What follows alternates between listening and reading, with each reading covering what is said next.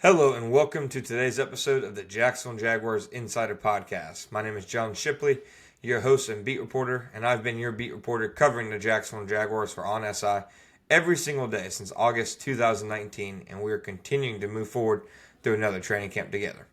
As always, you can always find our 100% free 24/7 boots on the ground coverage of the Jacksonville Jaguars when you follow us on social media such as Facebook and Twitter at Jaguars on SI. You can also find us at www.si.com/NFL/Jaguars. All right, folks, welcome to today's episode of the Jacksonville Jaguars Insider Podcast. Today, I am joined by Jacksonville Jaguars on SI assistant beat writer making his first appearance on the show. Our first guest in, God, a hot minute. It's been a hot minute, Andy. My friend, Andy Quach. Andy, how you doing, man? I'm doing good. I'm excited for the start of the season. I'm excited to be a part of the team, ready to get rolling. Heck yeah, man. Well, we're excited to have you. As you know, all our listeners know, this is a team that, despite not racking up that many winning seasons as of late, there is literally never enough to talk about with them. Just it's one of those franchises that there's always something going on. So, thank you for joining me today, Andy. Today, obviously, we're going to talk about the Jacksonville Jaguars Week 2 preseason contest against the New Orleans Saints. It's going to take place Sunday in New Orleans at 1 p.m. Thank God is not another 7 p.m. kickoff. If I cover another 7 p.m. preseason game, I made some mistakes along the way. No preseason game should be past like a 3 p.m. kickoff. It's an absolute albatross. So, Jaguars had some interesting stuff go on at practice this week, Andy. They had a really full practice week. They practiced 4 times this week, Monday, Tuesday, Thursday, and Friday. Tuesday, Liam Cohen said earlier today after practice on Friday, he said that Tuesday was like their highest volume of like workload like they've had pretty much all training camp. Monday was a light day where they spent like 40 plays lining up in one period and blowing a whistle and just going because they sucked at simply lining up against the Steelers. And then, they had off day Wednesday, and then Thursday they held a full-on, scrimmage between offense and defense. They banged around a lot. So on Friday, Andy, we saw a decent amount of people out. Travis Hunter didn't practice. Anton Harrison, starting right tackle, didn't practice after he got hurt the day before. Chuma Edoga, who looks like the starting right guard, he got hurt in practice at the very end of it. He didn't practice. Tyson Campbell didn't practice again. Eric Armstead and Mason Smith only did individual drills, which I guess leads me to, what I want to talk about. What I want to ask you is, should the Jaguars play their starters on Sunday? Because realistically, say Anton and Chuma Edoga don't play, you're going to be entering that game with 40% of your starting offensive line not out there in front of Trevor Lawrence and in front of the running backs. So, I mean, at least in your eyes, do you think, they should play on Sunday against the Saints? Because Liam Cohen didn't give any indication one way or another. Yeah, he was pretty ambiguous from what I saw about playing his starters. But it's definitely a good question. You want to find the balance between keeping your guys healthy for the start of the season, but especially as a young team taking over a new system, you kind of want to get as many reps as you can before season kickoff. I think Trevor Lawrence kind of has to be a separate part of the conversation there because he's the quarterback. You don't want him rolling out there taking hits. He's not exactly a new guy. He's coming into his 5th year, but you do still want to get him reps as, in the new system with Liam Cohen. But with the offensive line being so banged up, maybe it's a good idea to hold him out. But I would like to see as many starters play as much as Liam Cohen and the rest of the coaching staff are comfortable with. I just don't think this team has really garnered the Yeah. experience and the reputation necessary to be held out of preseason games like that yet. No, I 100% agree. And I would say, like, if they were looking like they were firing on all cylinders in practice and last week against the Steelers, maybe, I'd be feeling differently. But it looks like they need the preseason reps. Like, they need the practice reps. Last week, we asked Trevor, how valuable is the preseason to you? And it was one of the best quotes he's given in a while. He was like, it's value to me because I actually get hit. Like, he straight up said, I can pull crap in practice that I can't do in a game because there's literally zero repercussions. Nobody can touch him. In a game, he's actually going to get hit. So when I saw him, he had like a 3-yard scramble against the Steelers. As soon as he broke the pocket, I was like, oh, Jesus Christ. What? Maybe don't do it, buddy. So I can see how, they could see it as a way where they just need to protect Trevor, etc. It's also, next week they got the Miami Dolphins for one joint practice on Thursday.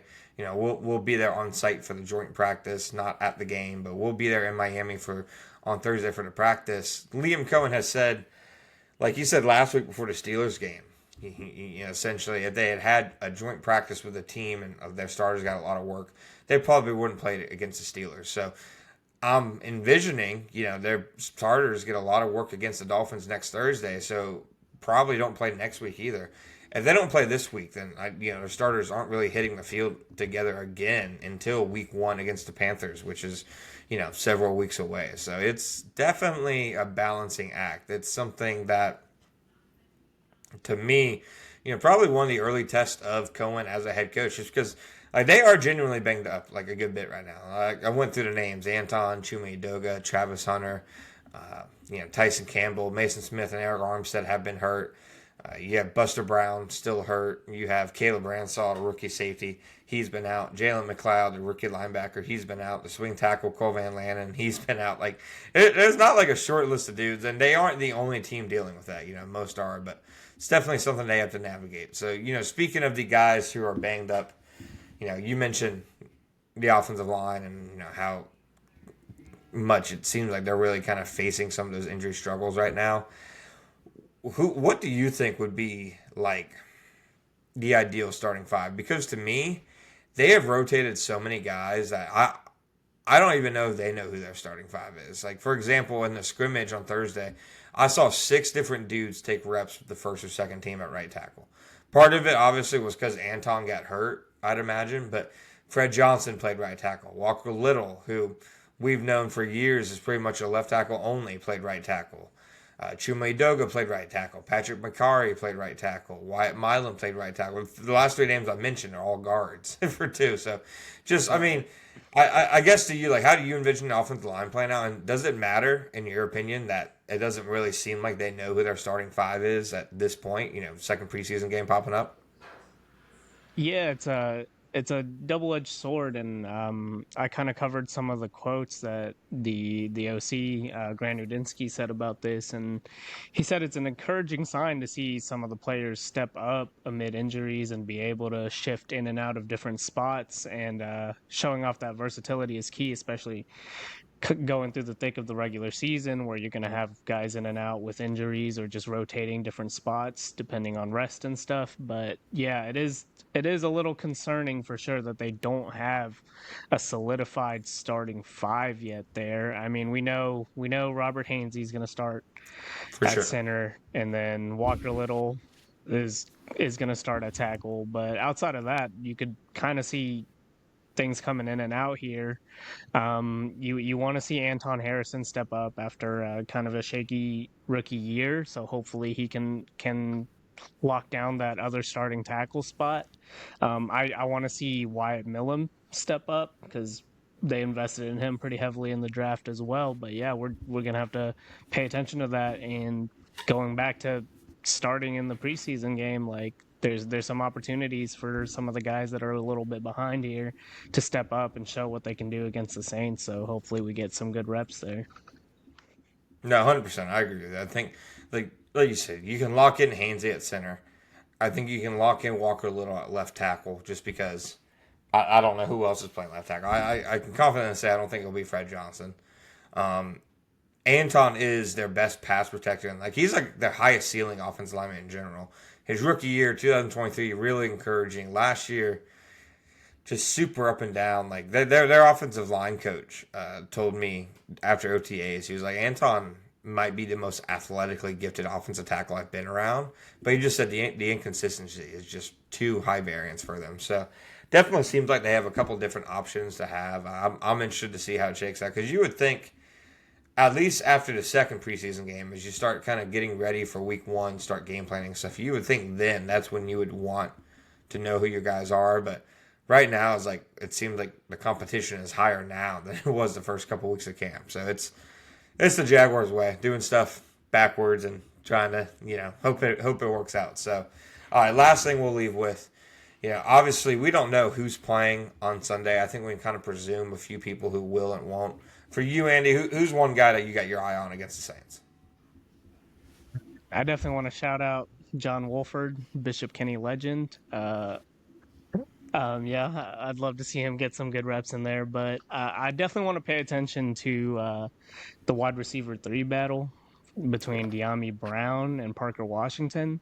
I think Brown was kind of brought in as the de facto third receiver behind BTJ and Travis Hunter there, but he's far from a proven product. And I mean, you've seen it closer than I have for sure, but all reports kind of seem like Parker Washington is blowing things away at camp, and For sure. De'Ami Brown still has a long way to go to prove himself a viable third starter there.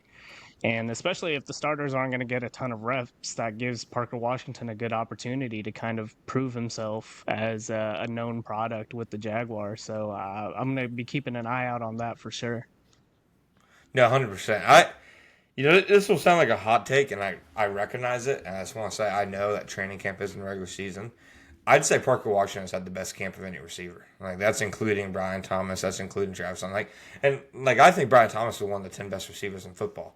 He's had a wildly not great training camp, which I don't think is a concerning thing because he did the same thing last year. He had a really rough training camp until the Bucks came in for joint practices, and then he started to turn it on. But I think Parker's been fantastic, and I agree with you. I think obviously they brought in De'Ami as a free agent to play a specific role, but if you want to just look at down to down impact, I think it's a legitimate question on whether him and Parker, are the best options. For me, I'm gonna have to go with Bayshaw Tuden. I think there's a real chance that we get to like week 8 or week 9, and they kind of look to Tuden as the guy because to me, you know, obviously the lead guys, the veteran guys who've been leading the running back room are Travis Etienne and Tank Bigsby, but both are such like imperfect profiles. Like Travis Etienne looks like he fits Liam's screen game like a glove. They move him all over the formation in practice in the passing game, but he's just never been a great downhill runner who you can really trust as a workhorse running back. And then Tank Bigsby,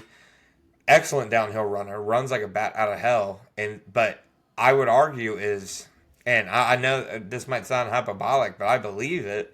It's probably one of the worst passing down running backs in the NFL. Like he has a lot of issues in terms of catching. He has a lot of issues in terms of pass blocking. I mean, Liam Cohen himself said after today's practice, he's like, we love the way Tank runs and stuff. We just have to work on blitz pickup with him so that we're not one-dimensional and predictable when he's in. And that's the problem. If Tank Bigsby's on the field, chances are that what they're going to do. And if you're a guy like Liam Cohen and you just want your offense to be unpredictable and, really, able to strike from any different area, then it's hard to have a guy like Tank on the field a lot. And then when I look at Tuden, I kind of see the best of both worlds. Like he can catch out of the backfield like ETN. He's not a great pass pro. I'd argue LaQuint Allen, the other rookie running back, is the best pass blocker at running back right now. But he's got some potential there.